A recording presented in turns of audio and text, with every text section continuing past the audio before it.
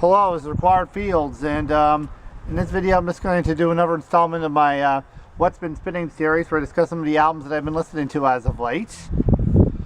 Okay, and anyways, I'm just going to also want to say, give a good props to my friends in Stitch and Sky, who put on an awesome show last month at the Underground, where they opened for Anvil. So it was their first gig in years, and I bought the shirt to support the band. I promised them I would wear it in the video, and here it is. And anyways, let's get to the video now, and the videos that have been spun, and the albums that have been spun, sorry, what albums have been spinning as of late. And I'm going to start this off with, this is Disciples of Power, and this is their 2002 album, In Dust We Trust. This is their fifth and final album. It was out of print for many, many years until it was finally reissued earlier this year by Dive Bomb Records, who I've discussed. I've actually had some of their reissues on my channel in the past. Showed albums by Despair, Silent Scream, Chastain, which were reissued by Dive Bomb Records, and Acridity as well. I reviewed that one as of earlier this year. Discussed that one, and that was another one from Dive Bomb. The other albums, the first couple albums were reissued by Vic Records, another label I've discussed a lot on my channel. I've discussed the reissues albums of. And anyways, this is their this is the fifth and final Disciples of Power album, In Dust We Trust. And the band is more of a progressive, semi-technical death metal band, comparable to mid-period Death at times, but they have a bit of a darker sound to them. I can see fans of Pestilence liking them as well. They have a bit of a thrashy edge to them at times as well, without going into full throttle thrash metal territory, though some people do consider the debut album to be pretty much a thrash metal album. Some people do anyways. Okay, I know that it's like Classic Thrash only reviewed that album, but I didn't review the other ones because they're true death metal sounding. But anyways, this is a good album by Disciples of Power, and Dust We Trust. Progressive and somewhat technical death metal, comparable to mid-period Death as well as Pestilence. And anyways, this is a really solid Canadian band. This is their last album, and they went on a high note. And although I do like all their albums, but anyways, that was Disciples of Power, Dust We Trust. And now this is a band called Outlaw, and this is their album Marauders. Outlaw is a Finnish metal band in the vein of the NWO-BHM. You'd hear a lot of old school Judas Priest and Iron Maiden type elements here in the NWO-BHM scene in general. The lead singer, who goes by the pseudonym Lee Anvil, is a member of some Finnish black metal bands, and he put together this project, Outlaw. This is their debut album, which they put out last year, Marauders. And anyways, my favorite tracks in here would be Heroes of Telemark, the fifth track, and the closing track, Thunderstone. And anyways, they are working on a second album too, and Lee Anvil says that this album is going to be closer to the U.S. power metal sound than the NWO-BHM sound, inspired sound as the debut. And anyways, since I like that type of sound too, sign me up. I'm looking forward to hearing what Outlaw does in their second album. And this is Considered Dead, and this is a demo by the title of Mentally Tortured. And this is a band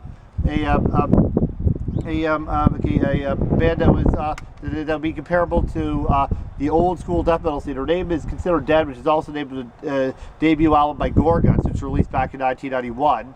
And anyways, the band sound comparable to that a bit, and also you can hear some very early Death, along the lines of the Leprosy album, and Gruesome as well, and Massacre as well. You can hear some of that there. This is a demo, and it was released back in 2014.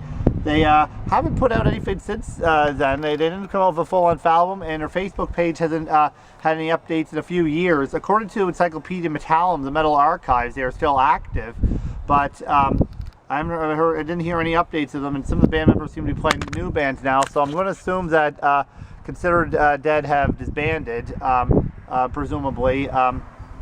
So I guess you could say Considered Dead is now presumed dead, I guess you could say. But anyways, they did leave this demo behind. It was a really enjoyable demo, and if they really are still active, hopefully they come out with a full length one day, because the demo shows a lot of promise. And anyways, this is Solitude Aeternus, Through the Darkest Hour. Now, Solitude Aeternus is a doom metal band who are well known for having their lead singer Rob Lowe, not to be confused with the actor of the same name, who go on to sing for Candlemass, my favorite doom metal band of all time.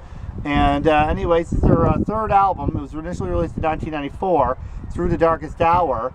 My favorite tracks on it would be the second track, Haunting the Obscure, and the closing track, Shatter My Spirit, which is a really solid ballad. Yeah, anyways, this is a really good doom metal album. I recommend checking it. Anyone who likes doom metal, check out. And lastly, the last album in this video is going to be Solitude Aeternus. This is not Solitude Aeternus, this is Sacrosanct. This is called Solitude Aeternus. This is Sacrosanct with their album Truth Is What Is. And this is their debut album. It was originally released back in 1990. And the band plays a technical thrash metal sound, a bit of a more technical Bay Area type of sound.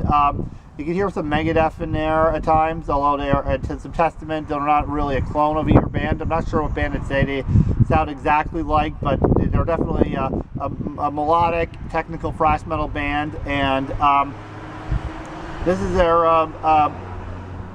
their debut album, and I mentioned Vic Records earlier in this video. Vic Records is responsible for this reissue as well.